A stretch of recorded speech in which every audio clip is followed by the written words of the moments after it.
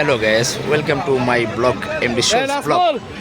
আমরা চলে এসেছি আরব সাগরের বিচে। একটা বিচের মধ্যে আমরা এখন আছি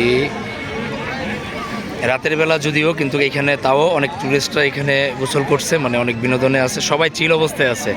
যেহেতু আরব আমিরাতে আজকে ঈদের দ্বিতীয় দিনে সবাই চিল করতে চলে এসেছে এই টুরিস্ট প্লেসের মধ্যে, সমুদ্র বিচে।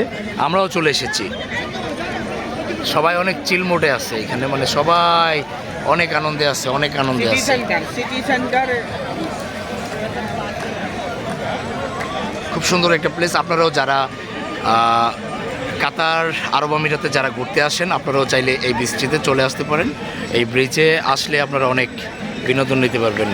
এই সমুদ্রের মাঝখানে একটা শিপের মধ্যে এটা একটা হোটেল,